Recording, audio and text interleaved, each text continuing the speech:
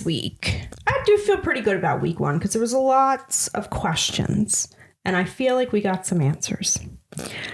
So this week, there are some games that I love and some games that I just want nothing to do with. So, and you did not listen to me and use FanDuel's list. So we're going to be out of order again. All right. But the first game made it work last week on my list is the Saints at the Cowboys. It opened at Cowboys -6.5, and I took these lines, I think, yesterday. So I still have it at Cowboys -6.5. You can tell me if that's changed. 6.5. It's going down. Okay. So last week, the Saints were what I would have expected them to be. I wasn't sure that they would be, and I didn't want anything to do with that game. I don't have faith that they're going to do it again. So I really want nothing to do with this game. One interesting fact is that the Dallas Cowboys are 15-1 at home over the last 2 seasons. So I do lean in favor of the Cowboys, but it's not going to be a play for me. Maybe a teaser leg. I lean the other way. I like New Orleans in this game. I think a lot of people are going to be on the Cowboys based off them taking Cleveland down last week pretty, decidedly. But I don't think Cleveland is that good. Clearly, they have issues, but this isn't about Cleveland. It's about Dallas. And, we're sitting there at about 6 points. I think it's too much for New Orleans. I hate to put it into the category that, Dallas will win but not cover, because they'll put you in only a 6-point tranche there that, you can be accurate or correct. But that's what I feel like is going to happen. New Orleans will probably lose the game, maybe a 4 or 5 point game, but they're going to cover. Okay. So we're kind of on the same. I just think Olave and Kamara are good. About the Saints offensive line against Micah Parsons because, and we'll get to it later when we get to the Browns game. Well, who's the other linebacker that's a rookie that the Cowboys have? He had like 11 tackles against Cleveland last week, so he looks pretty good. So they have got really good linebacker play in Dallas this year. Yeah, so I worry about Derek Carr. All right, let's move on. We're going to try to do this faster than we did last week. Next game is the Bucs at the Lions. It opened -6.5 in favor of the Lions. It was up to -7.5. Is it still 7.5? I don't know, but you can't throw that to me when you know that I'm out of order. Okay. And I have to look for the games. Otherwise, it's going to be awkward silence the whole time. Okay, I'm going to keep talking. Just start talking. Okay. So these teams played twice in the last year. Once during the regular season, the Lions won that game 20-6, and then they played in the playoffs. Lions won that game 31-23. I don't think the Lions looked great last week. They did get the win in the end, but it was a bit of a struggle. I think the Bucs are pretty much what they were last year. I was a little worried about Dave Canales maybe being responsible for Baker Mayfield's success in Tampa Bay, but it doesn't look like his leaving has changed anything there. So I certainly would not take the Lions at -7.5. I do think the Lions will win, but I would have to take the points. Lions win, Bucs cover. Yeah, I'm taking the points with Tampa Bay as well. It's just too many points. It's 7.5, more than a touchdown. And this is a division game, right? So, division game, more than a touchdown. I don't think Tampa's that bad. They play good defense, like they you did said. lose some players in their secondary last week, though. But I don't know why the line has moved up a whole point either. So it could be because of that reason. They've got a high impact throwing game. And obviously, St. Brown is going to look to have a huge impact. I feel like they kind of was tempered last week. So it's hard to keep him down 2 weeks in a row. I guess we'll see. All right, so we're on the same page with that one. Yeah, then. Tampa Bay plus the points, 7.5. Okay, so next game is the Browns at the Jaguars. It's Jaguars favored by 3. So I took the Browns last week. I was obviously wrong. I did too. But I will say I went back and watched part of that game, mainly because I wanted to see Tom Brady's broadcasting performance again. and maybe we can talk about that in a minute. But I will say that when we watched the game initially, we're like, Deshaun Watson sucks, right? But when you watch it again, like, he was under siege the entire game. They were missing 2 tackles, and he was getting pressured, flush from the pocket quite a bit. So I don't know that loss is completely on Deshaun Watson's shoulders. So in this game, I think you have to not let last week cloud your judgment and overreact too much. It's only a 1-week sample. So I'm going back to the well, and I'm taking the Browns again. And if it doesn't work out this week, I may never touch the Browns again. But I just don't think the Jags are that good. The Browns do have a good defense. So that's where I'm at. Now, I know you're probably on the opposite side of this one. I am, but I'm starting to question how good I think Jacksonville is, like you said, because, you can't do this very often, but Miami looks like they're getting smoked, right? And they struggle with Miami. They jumped out to a big lead, but lost the game inevitably. And they pretty much, Jacksonville, their offense sputtered in the second half, right? They didn't really do anything in the second half. So I'm a little worried about Jacksonville, but this is more of a play.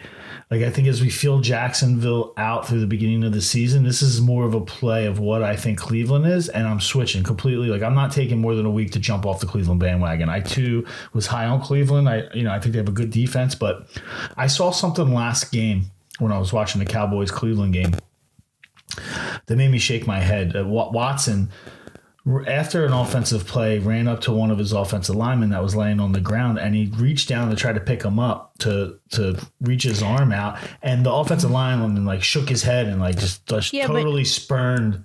Yeah, but Deshaun Watson. This was like a subject on Twitter. Was it? And what they said is those big guys, like, they can't get up that way. They have to roll over and get up, like, from their stomach. So that's why he did it. And there was a lot of like commenting and people saying the same thing.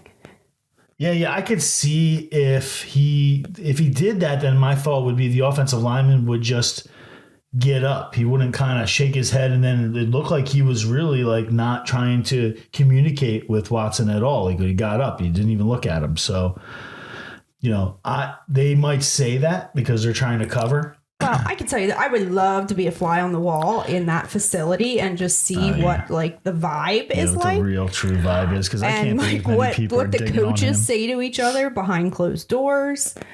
Because, I mean, like, Kevin Stefanski's probably in a bad spot, because if it was up to him, like, he probably would bench Deshaun, but you have an owner that's not going to let you do that because they have all this money on the line. Yeah, what, 240 guaranteed? But it's only a 5-year deal. So, like, at the halfway point of the season, he's halfway through the contract. Well, if things don't work out, this would be the biggest dead cat. I heard on the radio, and I don't understand how that stuff works, that it's $175 million of dead cap space this year. Yeah, I don't know exactly how it all works, but I know the fact that his contract is guaranteed. Like, there's no like really hiding the money.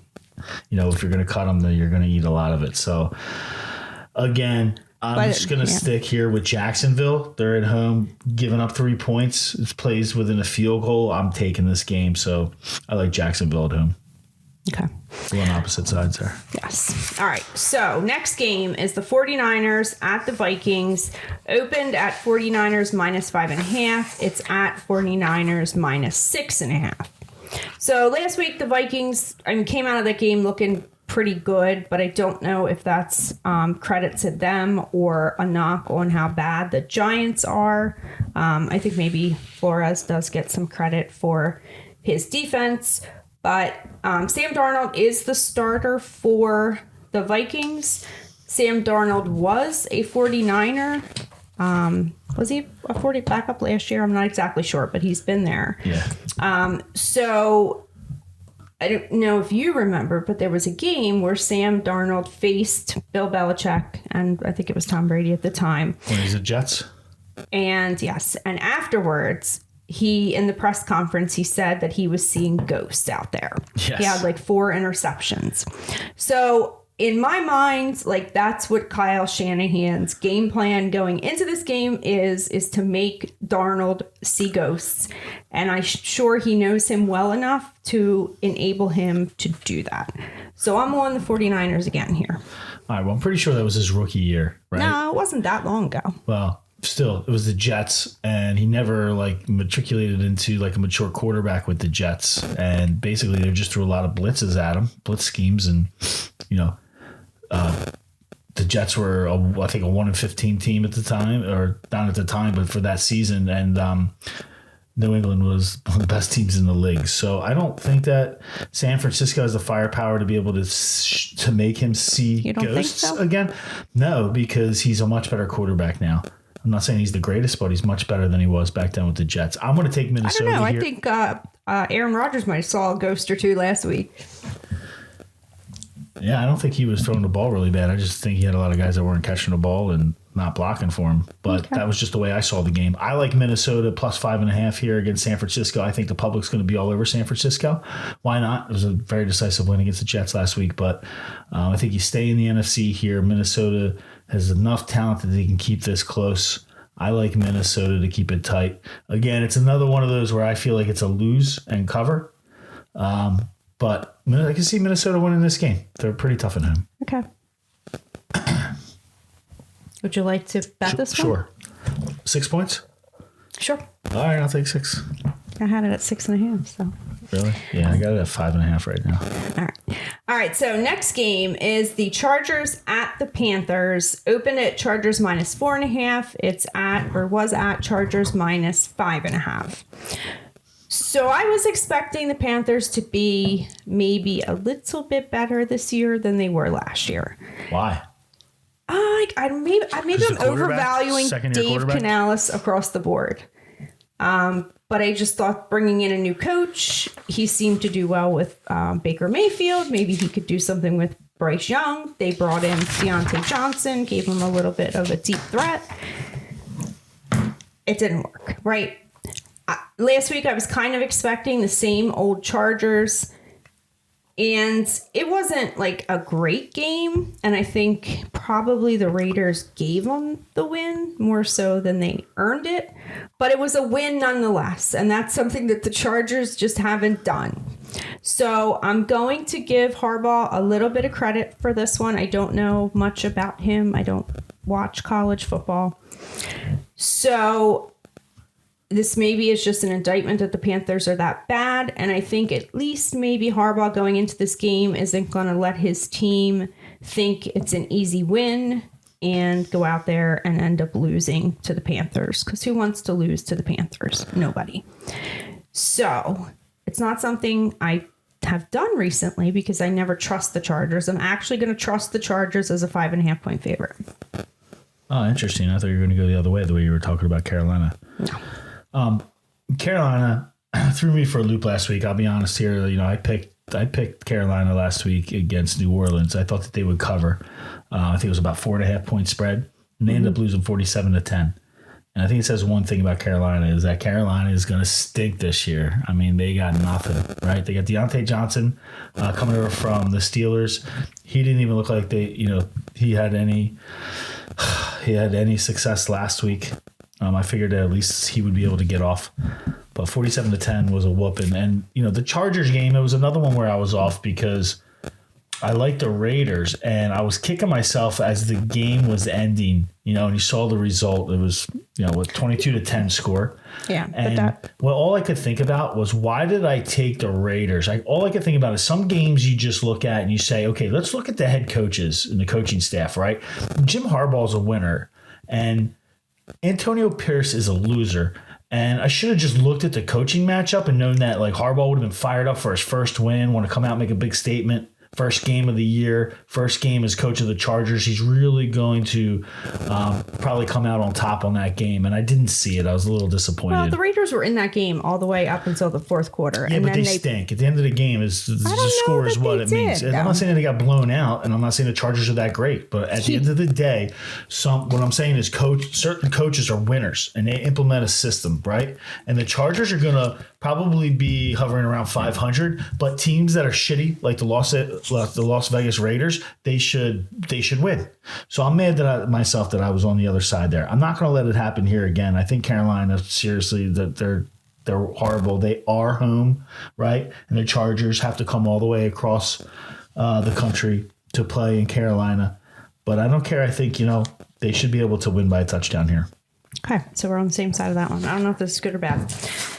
All right, next game. Usually is good, but we'll see this year. Next game is the Raiders at the Ravens. That's where we're going there. Well, I can guess where you're going. So we're going to be on different sides of this one. Open at Ravens -8. When I pulled the lines, it was Ravens -8.5. I think it might even be up to 9. So it is 9 some places. Yeah. So this game is another one where I don't think you should let your week 1 losses affect your judgment too much, because in that Raiders game, it was Antonio Pierce. He punted at a 4th and 1 in their own territory, gave the ball back. J.K. Dobbins broke off one big run that enabled them to get to the red zone, and then Justin Herbert threw a touchdown pass. So the game was close up until that point. And then Gardner Minshew basically, the ball slipped out of his hand when they were in the final drive, had a chance to. Well, that's what you got to remember. Bring it within one score at least. Minshew. But he can get it done at times. He didn't get it done last week. He's a glorified he's more backup likely to get it done this week. So Gardner Minshew has played the Ravens twice in recent history. Once when he was with the Jags. And I forget, there was some storyline for that, and I tried to look it up and I couldn't find it. But it was some player, I guess, that the Jags didn't re-sign, and the Ravens signed him. He was like a defensive lineman. So he was fired up. He was getting his revenge against the Jaguars. And they lost that game 40-14. But they did play last year, I believe, when Minshew was with the Colts, and he did end up pulling out the victory in that game. The Ravens did not look great. They do have offensive lineman issues, which they didn't look great when? Tear for Derek. Last week? The Ravens? Last week? Yeah. Might I mind you that they were about a half an inch to winning that game? Yeah. At the end, but that doesn't mean that they played a good game. Right. Because the Chiefs take their foot off the gas. The Chiefs are, Super Bowl champs. Yeah. Talent was on the other side of the ball was pretty good. Hell of a lot better than the All right, Las you want to Vegas bet Raiders. me on this one too? Then I'm going to go with Gardner Minshew. I won 8.5. 9. 8.5. 9. All right, I'll do it. 9. I think the Ravens, they lost that tough game last week. They're going to be honed in to try to win the second week. They're not going to lose 2 games in a row. I mean, we're not really talking about losing and winning this game, I think. At this point, it's just whether they're going to cover. 9 points is a lot. But this feels like a vintage Baltimore Ravens home game early in the season. They're trying to come out, especially after this tough loss against Kansas City. They're going to be focused.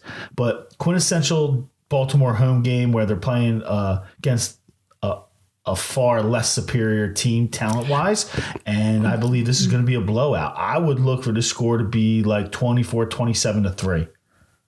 I look for Minshew's going to have problems all day long with this defense. Well, I think Lamar might have a little trouble with the Raiders defense. They have a good defense. They have Max Crosby.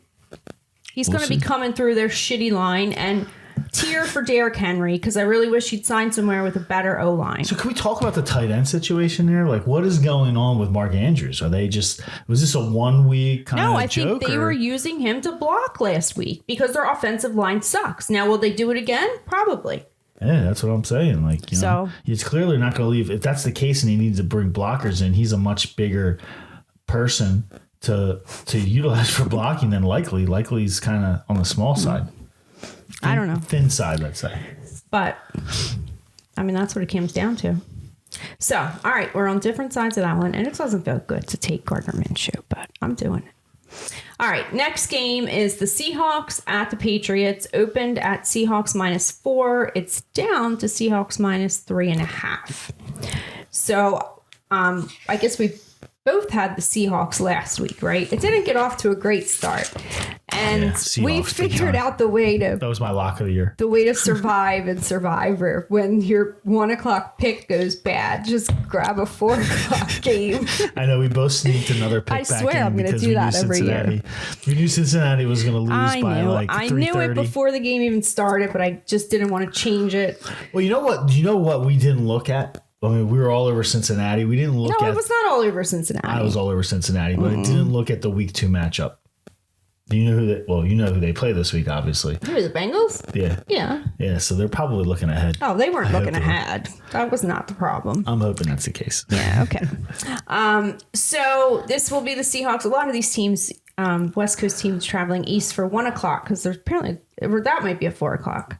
But there's a whole... Seattle, New England? Yeah, there's a whole... 1 o'clock. Yeah, there's a whole lot of 1 o'clock games and not that many 4 o'clock games. So I just don't trust Gino. I didn't necessarily see anything in that game that gave me the confidence boost that I maybe was expecting with the new coach being in there. And the Patriots proved last week that they can be competitive, and Jacoby Brissett is a serviceable backup, much like Gardner Minshew. So you were talking about him last week. No, I knew as soon as I said it on the thing. Like you were anti-Brissett, weren't you? No, I thought every week 1 there's a team where you say there's no way, and it happens. And as soon as I said that, I knew it was going to happen. Yeah, you knew that was going to be the one. Should have never picked him in Survivor. So, yeah. Now, can they do it every week? I mean, they still don't have like the skilled position players. Ramondre Stevenson can run the ball. But other than that, they don't have a lot at receiver. Jacoby Brissett is not exactly consistent at getting it done. I don't know what to make of this game. I have no play whatsoever. What do you got? I see you got Seattle circled over there. Yeah, I got Seattle. I mean, I think this is not like a no-brainer because it's tough to go with Gino on the road in the Northeast as a more than a field goal favorite. So I would probably tell you to take New England. I can't take New England. Like, they pissed me off last week. They beat Cincinnati. I can't imagine that they're going to go 2-0. I should probably stop talking about the game. You should take New England because I have Seattle circled. I'm going to pick Seattle, but this feels like a loss. This feels like I'm picking a loss when I say Seattle. So, do what you want to do here. In the end, I'll say I'm laying off. Okay. All right, so the next game is the Colts at the Packers. It opened -2.5 in favor of the Colts. It's at -3. So the only thing I have to say about this game is Malik Willis. Like, I can't believe that the Packers are going to roll with Malik Willis. Like, not only is Malik Willis bad, but he's only been with the team a couple weeks, and that's not going to help his cause any. So I was a Titans fan. I had the Malik Willis experience. It's not good. And this is not one of those games where as soon as you say there's no way, you realize that there could be a way. There's no way. There's absolutely no way that Malik Willis is going to win this game for the Packers. So I'm on the Colts all day. I'll take the Colts too, but this is another one that just doesn't feel right. There's no way. I know, because I don't like the quarterback. And I don't even know, like, who else do the Packers have at quarterback? They have to have somebody else. So the only thing that scares me is it's going to be a game. I think, who did it? Like the Bears or something. They said they were starting Nate Peterman, and he was like so bad. And then they switched it like right before kickoff. I don't understand this. I'm looking at the depth chart right now, and there's nobody listed behind Malik Willis. Well, there has to be somebody, right? They right? had to bring somebody in, but as of, this is ESPN.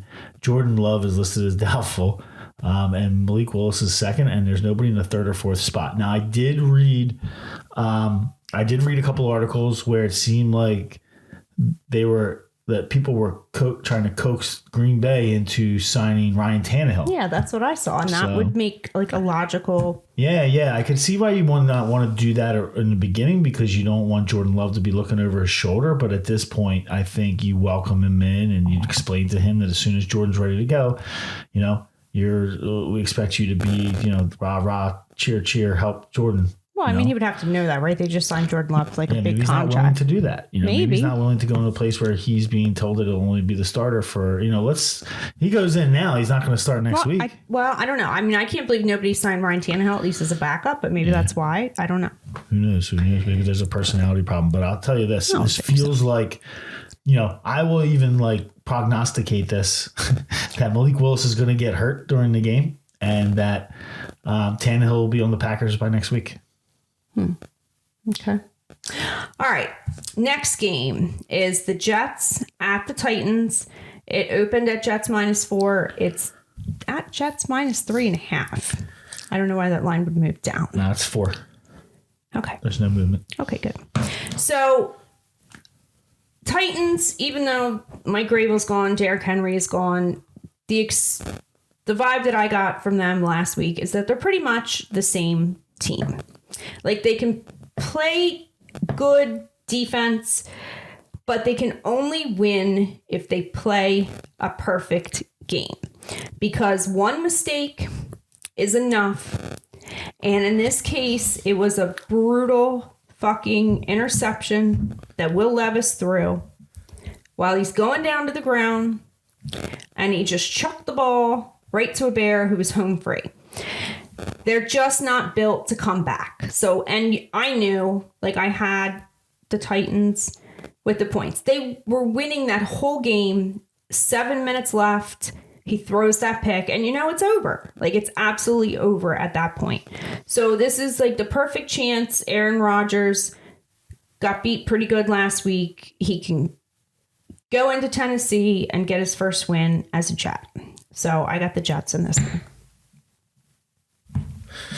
I like the Jets as well. I mean, Tennessee lost to the Bears. I know it was on the road. Yep. They pretty much gave them the game last week. So, the Jets are going to be pissed off that they lost. Hopefully they get some character and we see Aaron Rodgers lead them to victory. I know they're on the road, but I'll take 4 points. By the way, something happened with Tua. I'm getting text. I think he's might be done for his career or something. He must have got smashed. I don't know. But these 2 games are probably my favorite 2 games. Like the Jets and who? Seattle? The Colts. Oh, the Colts. Okay. Next game is Giants at Commanders. Now, it opened at -3 in favor of the Commanders. It's down to -1.5. And I was originally on just the Giants are bad. Take the Commanders. Now, this is a division game, and I had to go back and look. And so I realized that in their history, Giants have kind of dominated this matchup for whatever reason. They've won 3 out of the last 4. The 4th was actually a tie that ended in a tie. So maybe it's just one of those division things. I'm not touching this game. Oh, you're not going to touch it? No, I'm not touching it. I'm taking the Commanders all day. Because I'm not taking the Giants. Yeah, I can't bring myself to do it. But I think that might be the right side. No, I like the Commanders. I'm going to take the Commanders here. I think that they, neither team looked good last week, but the Giants looked especially trashy. And now that they're going to go on the road, which might be a good thing for them to get away from the fans because they played so horribly last week, or they played against Minnesota, right? Mm-hmm. I'll take the Commanders here. I think they get off the schneid and get the first victory of the season for the Washington Commanders. Okay. All right. And it's amazing that we got through that. And so far, after 2 weeks, almost 2 weeks of podcasting, neither of us have said the Redskins yet. Until then. Well, they're trying to get them called the Redskins again. They should. The Native Americans want them to be called the Redskins. They wanted them from the original. It was just political correct idiots that are it's Redskins. That's so bad. It brings tribute to the Native Americans. I don't know why anybody would think anything different. Moving on. Next game, Rams at Cardinals. It opened at Rams -2.5. It is actually shifted to Cardinals -1.5. This is also a division game. And this is my favorite division because it's so predictable. The 49ers own the Rams. The Rams own the Cardinals, and it just goes around the circle. So going back to 2017, the Rams have won all but 2 matchups. So they're 14-2 overall against the Cardinals. Now, the Cardinals actually looked decent last week against the Bills. Their defense is bad, so I think that works to the Rams' advantage. The only downside, obviously, the Rams did lose Puka, but I think they'll be all right that way. They also lost a couple offensive linemen, so maybe that's one thing to watch or one thing to consider. But I'm just going with history, and I'm taking the Rams in this one. Oh, I didn't realize they had all injuries to their line. That makes sense because I was wondering why the... Did you not watch the game? I did, but I thought, But anyway, it's their home favorites. I expected the Rams to be favored in this game. I assume it's the linemen. As the road guys. So that's what I'm trying to say is that must be the reason why the line's the way it is.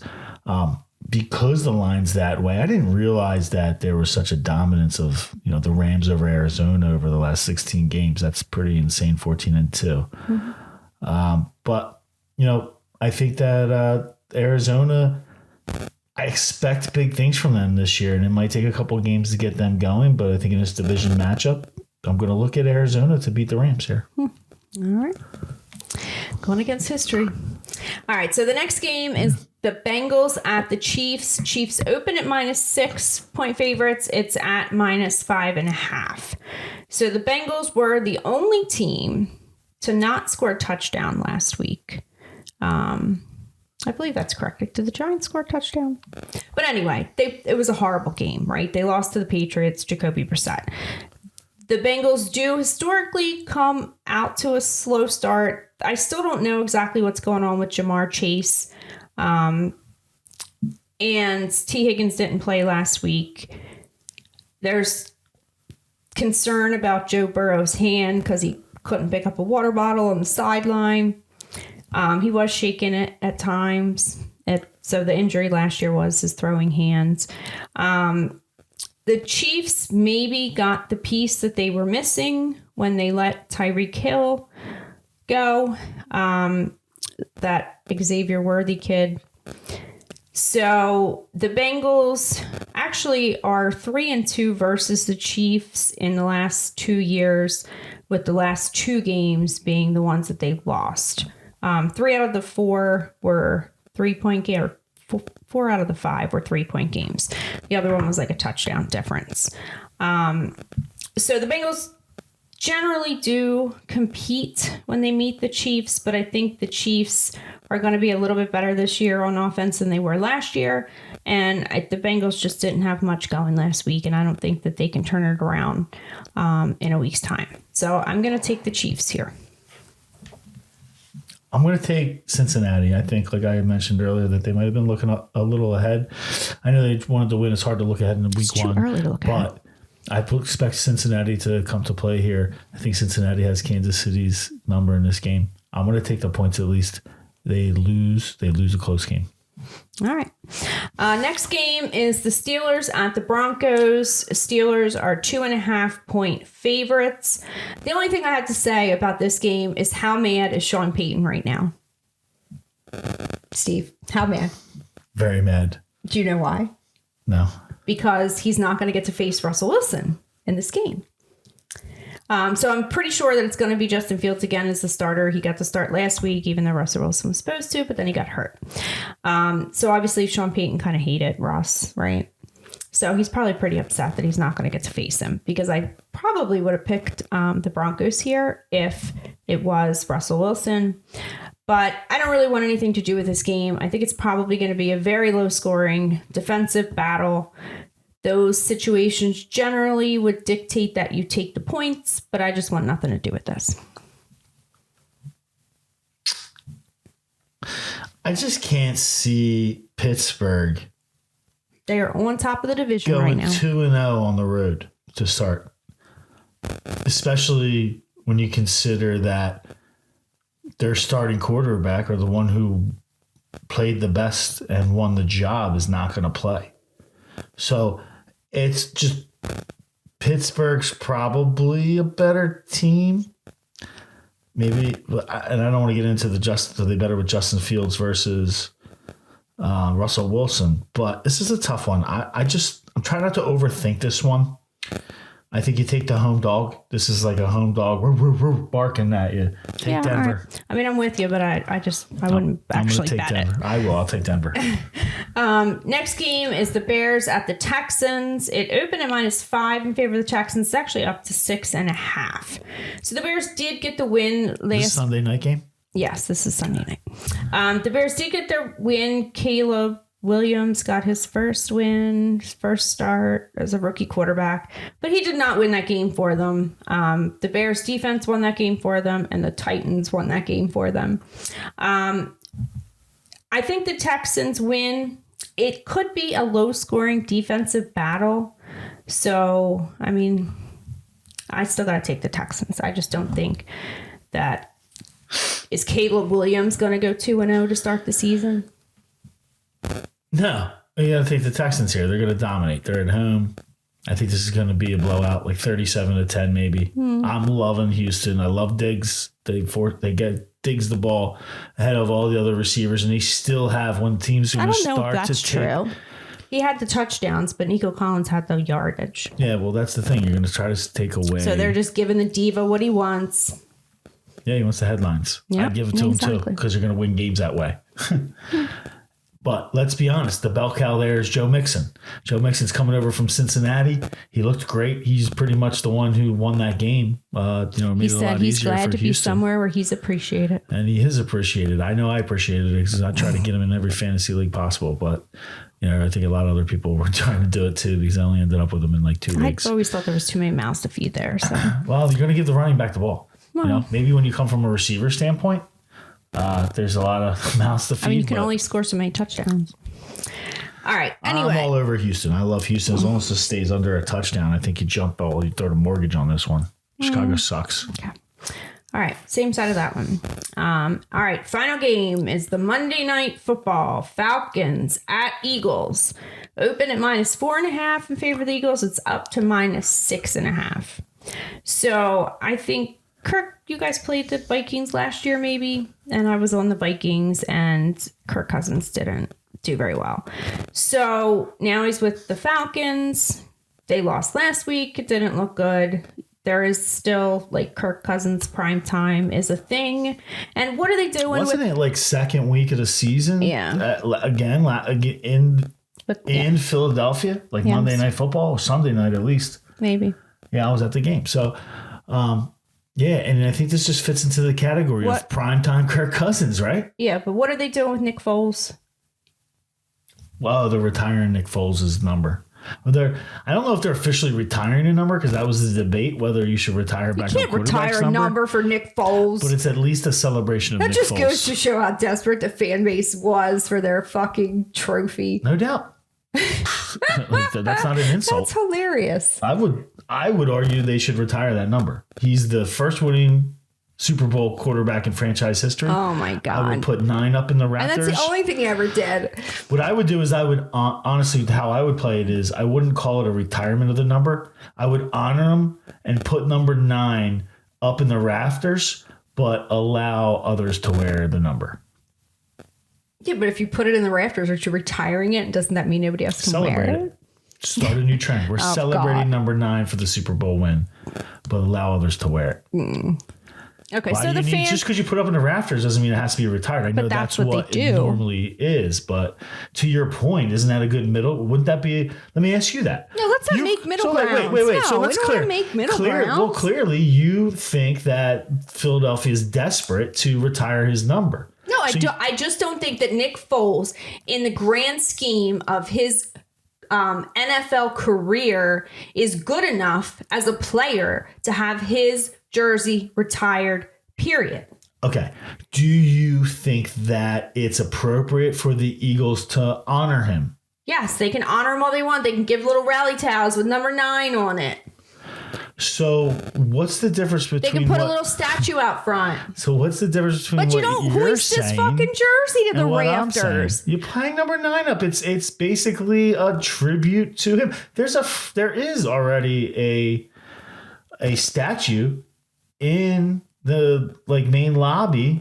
But okay, let's say let's say I don't know another player that wears number 9, but let's say like Patrick Mahomes becomes a free agent and he wears number 9 and you guys want to sign him and now he can't wear his number because Nick Foles has it hanging from the rafters. You're clearly not listening to a fucking word I'm saying. No, because you're trying to change history. You're trying to change the way this works. Listen, this is all I'm saying. You clearly don't think they should retire the number. Right. I'm saying they should celebrate it and put the number up there, but not retire it. No. So my question is, and I guess you just answered it, but isn't that a middle ground? No.